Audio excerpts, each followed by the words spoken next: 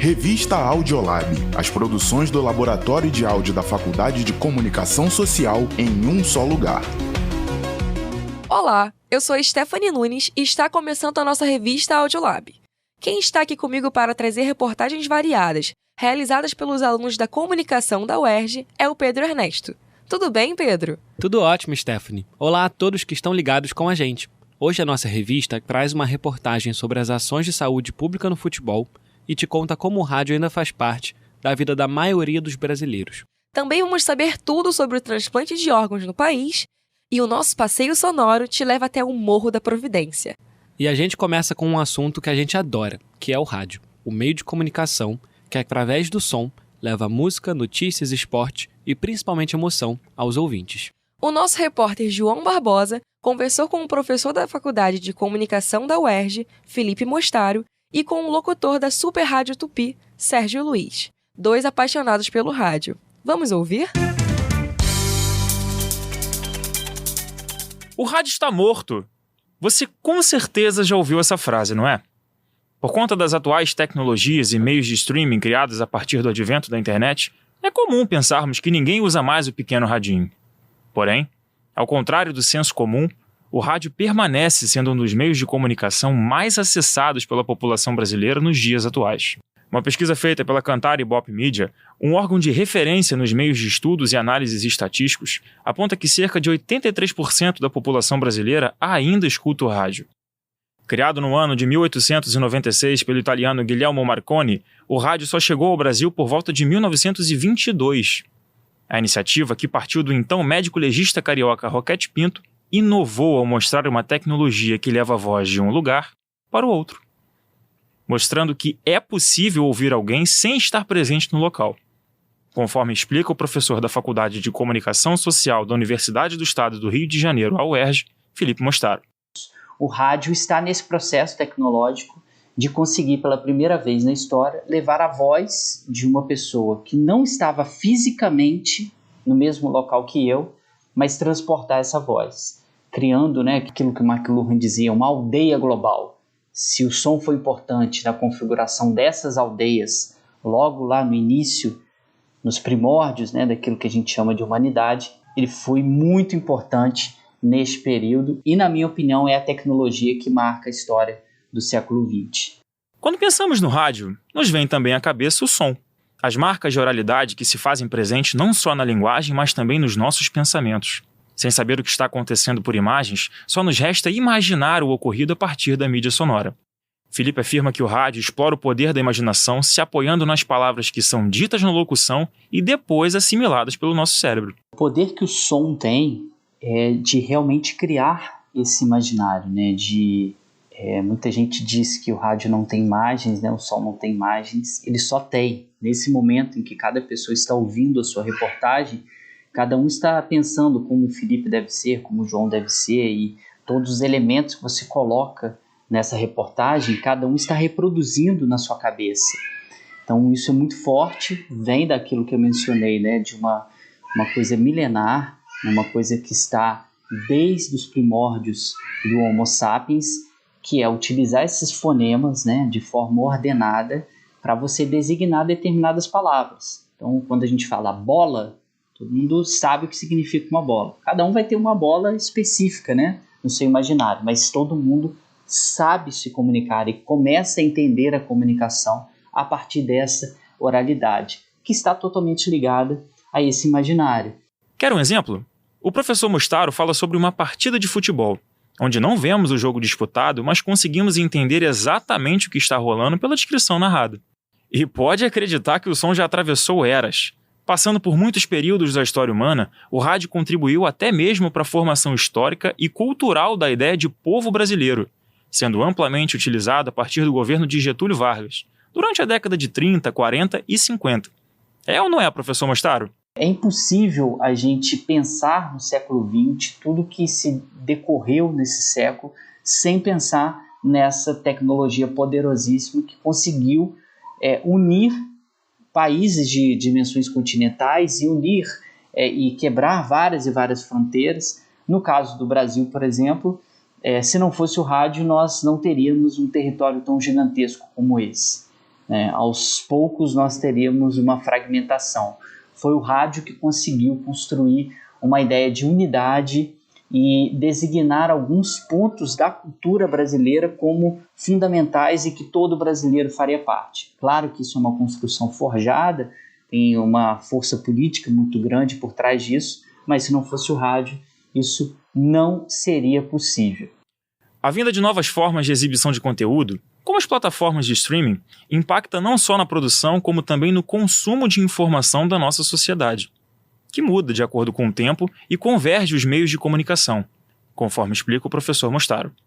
A gente entender, né, como eu já falei, a importância da oralidade e perceber como determinadas tecnologias mudam formas de percepção, mudam sentidos, né, e mudam também alguns paradigmas do que você considera informação, do que se considera a própria ideia de jornalismo. Isso vai se alterando ao longo do tempo, dependendo de uma tecnologia que em alguma situação pode ser considerada uma ideologia, né, uma tecnologia dominante.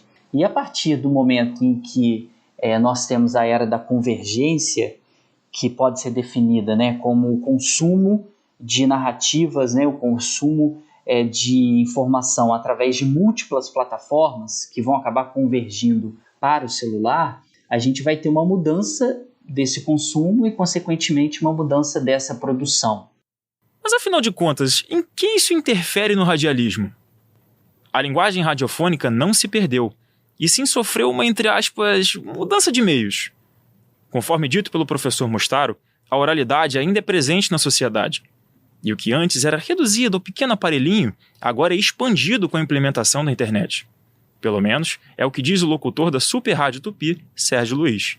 A transição de meios é uma forma de agregar todas as variantes do rádio, do bom e simples companheiro rádio.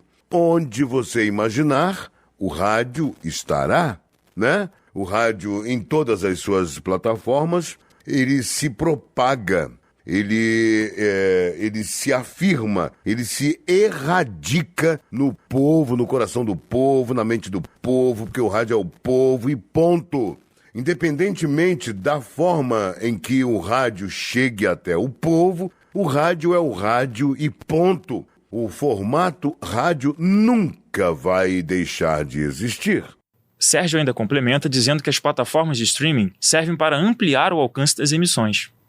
As plataformas de streaming, na verdade, são meramente, no caso do rádio, divulgadoras da radiofonia. Então, elas impactam em aumentar a diversidade da audiência, né? Então, as plataformas de streaming, as pistas de streaming, são apenas coadjuvantes, no caso do rádio, né? São apenas coadjuvantes da retransmissão, da propagação do que é transmitido na emissora. E a gente só tem a agradecer porque é mais um aliado de grande importância para a divulgação e para a informação. Muitos seguirão estudando sobre a oralidade junto às diversas formas de comunicação e novas tecnologias. A discussão em torno das web rádios, podcasts e quaisquer transmissões via internet serem ou não novas linguagens, independente do radialismo, seguirá. Mas fato é que há um esforço conjunto em universidades em manter viva a chama radialista, ao implementarem as rádios universitárias e laboratórios de áudio. O professor Mostaro, coordenador do Laboratório de Áudio da UERJ, o Audiolab, explica como isso pode ser benéfico para o radialismo. O som continua sendo algo absolutamente fundamental na criação da narrativa. Então, quando a gente pensa, né, nas iniciativas que nós temos aqui no Audiolab, são absolutamente fundamentais, que é para deixar muito claro para os alunos que estão aqui, tanto de RP como de jornalismo, que se você souber trabalhar o som de uma maneira adequada, o seu texto, né, a sua informação vai ser sempre muito completa e vai sempre conseguir elaborar no imaginário desse ouvinte, atrelando isso ao seu emocional, atrelando aos afetos, algo que é absolutamente importante quando a gente está tratando, né? Quando a gente está falando de jornalismo. Ele ainda completa dizendo a respeito da responsabilidade que a linguagem radiofônica transpassa aos alunos em seu processo de aprendizagem. E as rádios universitárias, né, deixam isso muito claro, deixam isso também muito vivo, muito presente, ao fazer com que o aluno entenda todo esse processo que eu mencionei para você agora há pouco, ele vai ser uma pessoa não só mais responsável ao estar atuando num meio como esse, mas vai ser uma pessoa que vai entender o poder que o som tem nessas narrativas. A comunicação humana, para além de gestos e sinais, sempre foi pautada na emissão de sons. O poder do som é forte o suficiente ao ponto de despertar as mais variadas emoções e tocar nos mais profundos sentimentos. Para Mostaro, o rádio nunca morrerá enquanto a comunicação precisar do som. Eu gosto muito de fazer uma paráfrase da canção belíssima do Caetano Veloso, que é: o rádio segue vivo, atento e forte, sem nunca temer a sua já por muitas vezes anunciada morte. Confie no poder da narrativa sonora, você não vai se arrepender. Ela é a forma mais humana, mais inclusiva que você tem e terá de comunicação. É inegável que o rádio teve e ainda tem importância quando o assunto é comunicação. De Chateaubriand aos grandes espetáculos de Outros Mundos de Orson Welles, ou talvez também da famosa Hora do Brasil até o Repórter Esso, esse pequeno aparelhinho segue sendo gigante para todos nós. Mas e você? Qual a sua história com o rádio? Do Rio de Janeiro, João Barbosa, para o Audiolab UERJ. As campanhas de saúde são comuns nos meios de comunicação, inclusive no rádio. Mas hoje, vamos falar de algumas campanhas que pegaram carona na paixão pelo futebol para atingir seu público. O nosso repórter esportivo, Miguel de Paula, conversou com o sociólogo e historiador Nicolas Cabreira sobre as iniciativas que os clubes sul-americanos já realizaram. Vamos conferir? O Racing Clube da Avejaneda, durante 4 semanas, fez uma alteração no seu escudo. O intuito era a prevenção contra o câncer testicular, uma campanha de saúde pública que contou com a parceria da agência de publicidade OIBU e a Fundação FUCA, essa última, uma instituição que desenvolve programas de pesquisas científicas contra o câncer. A torcida do Racing, apelidada de a número 1, não percebeu a alteração no escudo, e outras camadas dos íntias foram contra. A não percepção da torcida fazia parte de um planejamento, e a opinião dos que se opuseram mudou completamente após a revelação do motivo.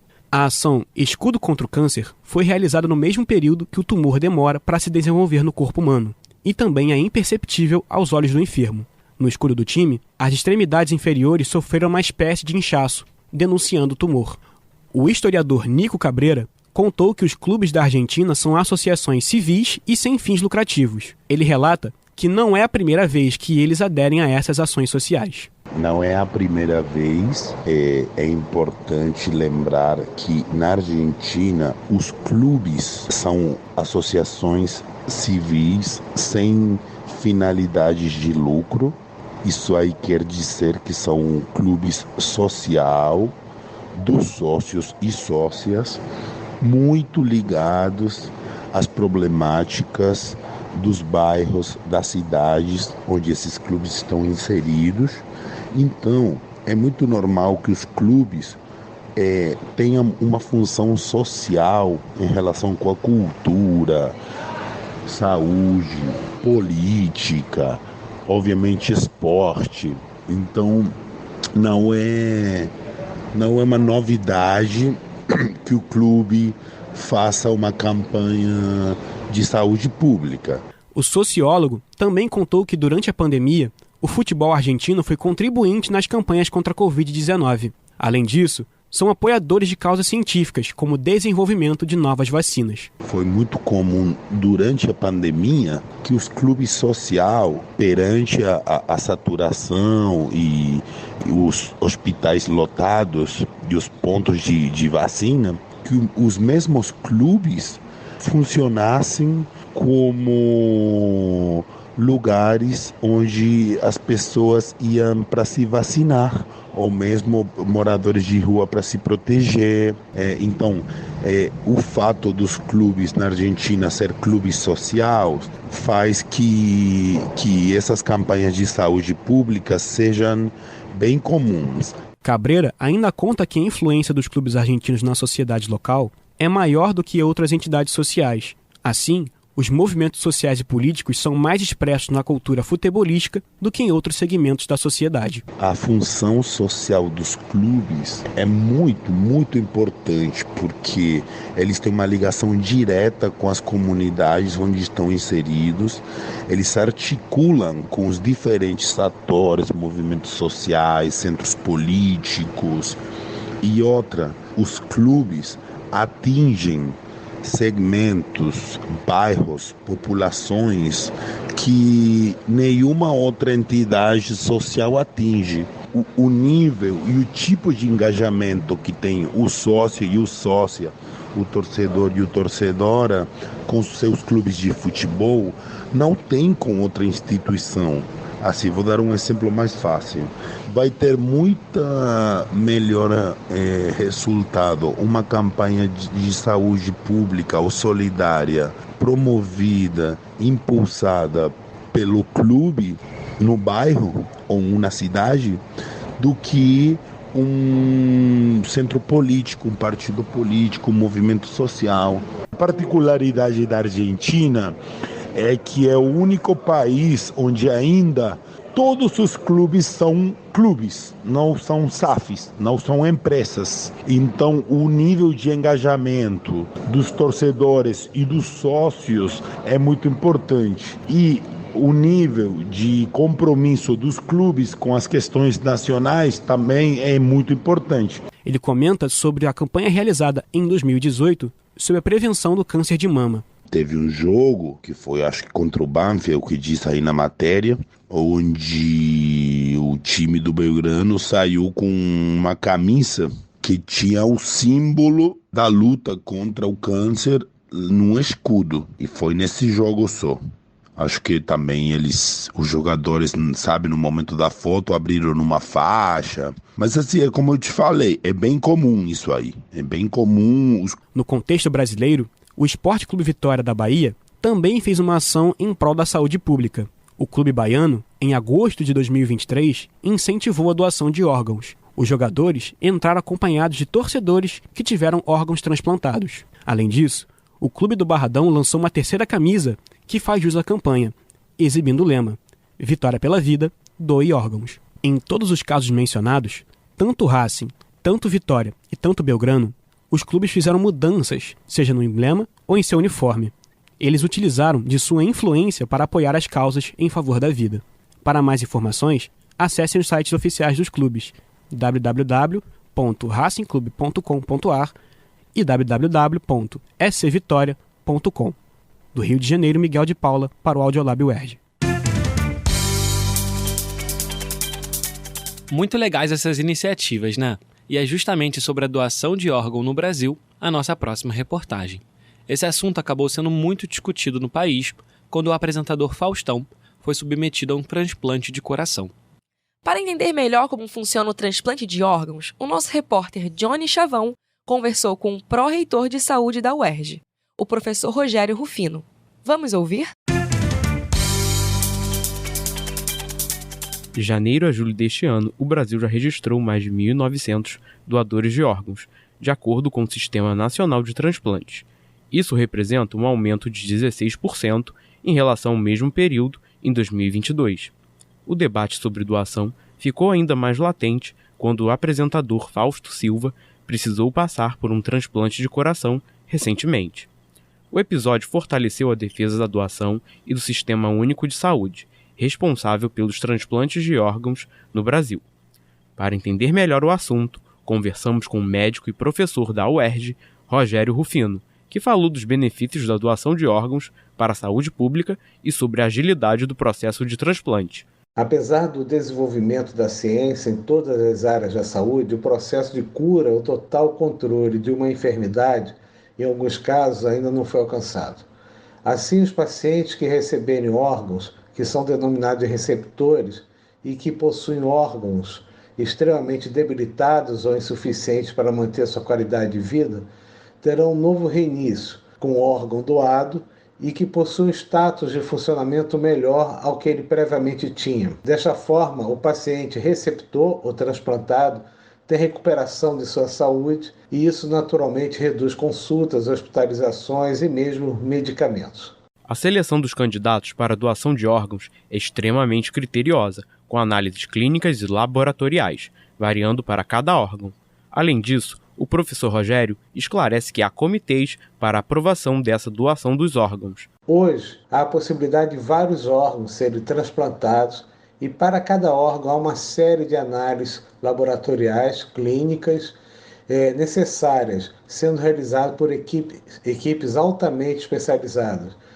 É um treinamento de longo prazo e que precisa ser uma aprovação de comitês próprios para que o paciente possa ser candidato a receber órgãos doados. Mas ainda faltam condições para os transplantes de órgãos no Brasil. Apesar do SUS ter expertise na função, falta centros especializados, já que a doação e o transplante são de alta complexidade médica e também de custo. O professor afirma que são vários os desafios para que um órgão chegue até o paciente e possa ser transplantado. É realmente ter centros especializados, porque o transplante de órgão ele é de alto custo. Então, para você ter centros especializados, você precisa de locais, hospitais, que sejam robustos o suficiente para permitir que um transplante de órgão seja realizado sem riscos por falta de condições de atendimento. E a equipe médica e a equipe de enfermagem, nutricionista e todo o processo de apoio laboratorial e de métodos complementares, eles devem existir e de uma forma regular, não sem intempestividades, eles devem ser um fluxo contínuo. Isso é um grande desafio, porque na saúde pública nós temos vários grandes hospitais, mas nem todos possuem todos os equipamentos ou a expertise para isso seja feita. O Brasil conta com o maior programa de transplante de órgãos do mundo, garantido para a população através do SUS, que financia cerca de 88% dos transplantes no país. Mas os desafios ainda são grandes.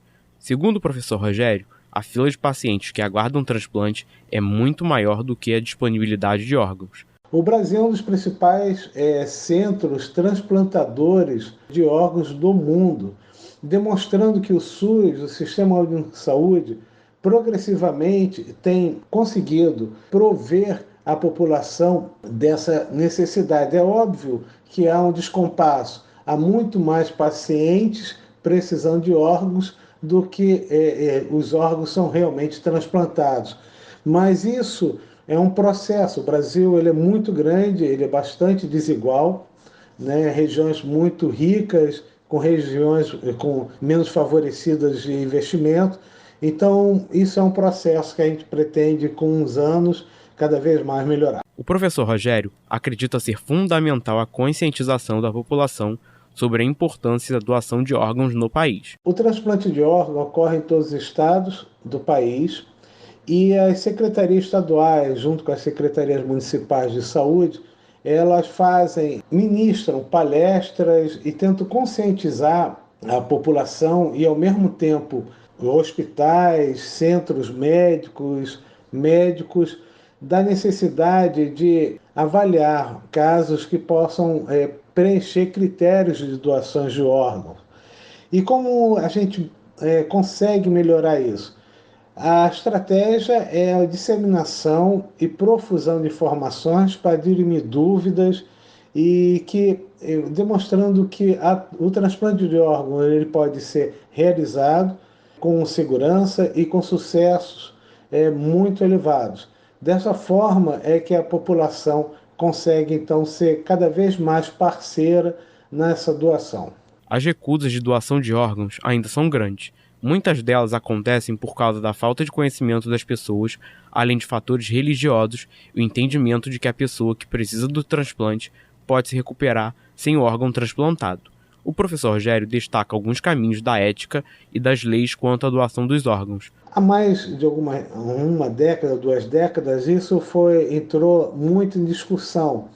E quando seria uma doação universal, mas eu acho que o principal está sendo construído, que é demonstrar que a doação de órgãos é uma possibilidade de tratamento e que não fere absolutamente nada em relação a algumas dogmas culturais e mesmo estigmas que as pessoas poderiam pensar.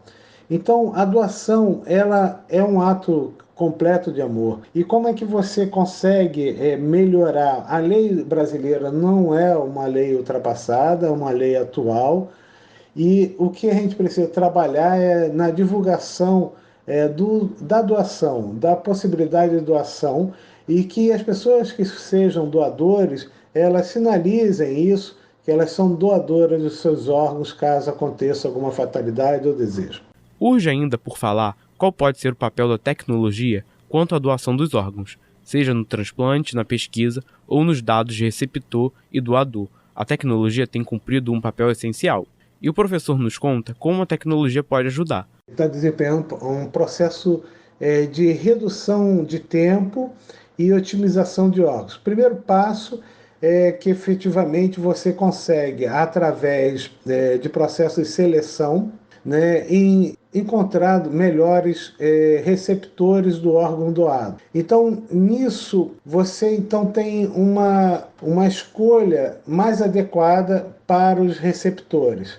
Outro aspecto é que uma das essências nos processos de doação e de recepção é o tempo de transporte, às vezes, de órgão até o local para a realização do processo cirúrgico. Isso tem sido cada vez mais visto e aprimorado em todas as secretarias, utilizando desde helicópteros, aviões, para que o tempo de transplante fique cada vez menor. Então, a tecnologia que seja uma tecnologia de análise biológica e também uma análise de referência de dados do doador com o do receptor, estão cada vez mais avançadas.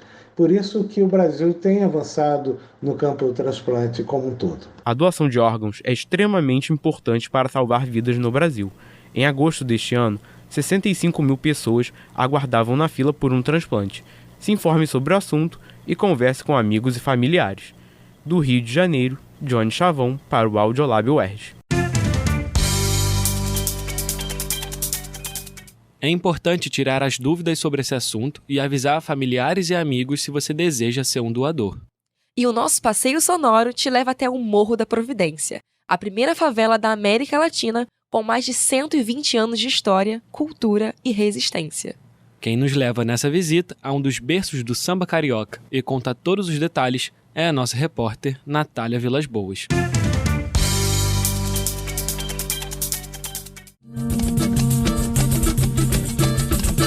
O Morro da Providência carrega em seu nome o significado de obras divinas.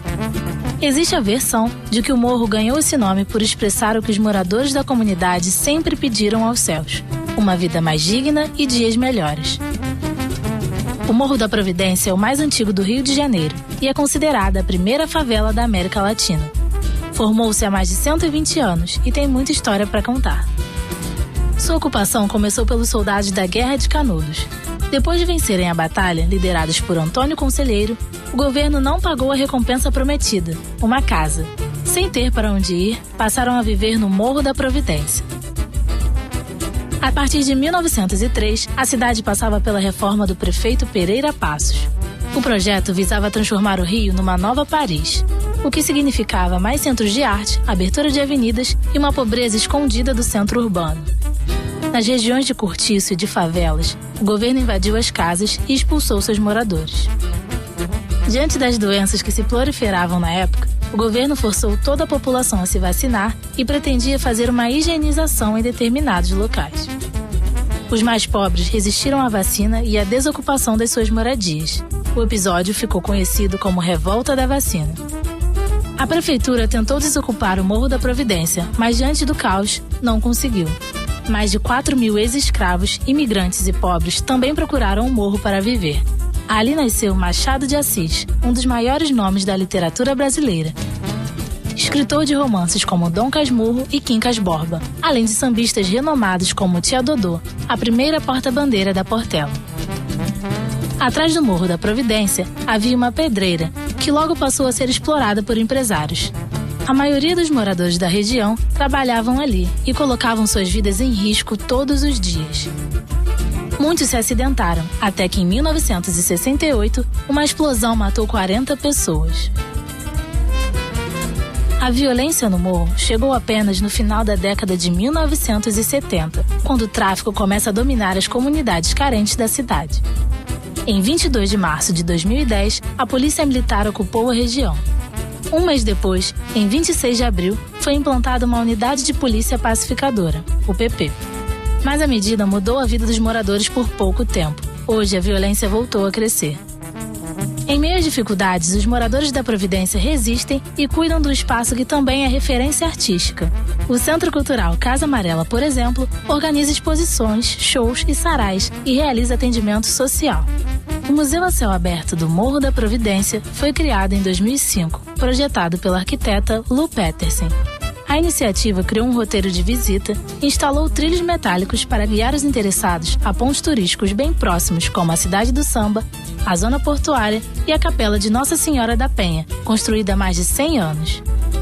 Porém, depois de pouco tempo, o museu deixou de receber incentivo da prefeitura e encerrou suas atividades. Diante do descaso, os moradores Zélon dos Santos e Roberto Marinho construíram o Museu Comunitário da Providência, um espaço virtual que apresenta boa parte da história da favela e dos seus moradores. Para conhecer mais sobre a primeira favela do Rio de Janeiro, visite a página pelo Facebook. O morro tem muita relação com o samba.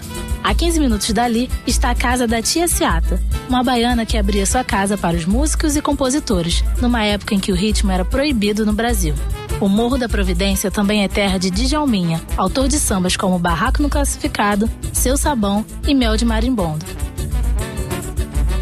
Andando a pé, em torno de 20 minutos, o visitante pode conhecer espaços tradicionais como a Pedra do Sal e o Trapiche da Gamboa. Em Santo Cristo, bairro vizinho, se encontra a escola de samba Vizinha Faladeira. Produção e apresentação, Natália Vilas Boas.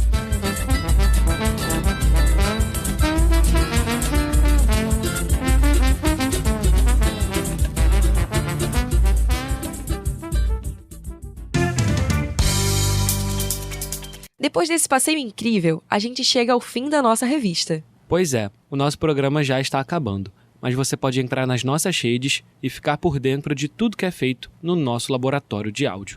No Instagram, no Face, no YouTube, é só buscar o UERJ Audiolab. E se quiser mandar a sua sugestão, deixar a sua crítica ou sugerir uma matéria, manda um e-mail para uerjaudiolab@gmail.com. Tchau e até a próxima! A revista Audiolab é uma produção do Laboratório de Áudio da Faculdade de Comunicação Social da UERJ. Coordenação acadêmica, Felipe Mostaro. Coordenação de jornalismo, Gisele Sobral. E edição final, Marta Estumano.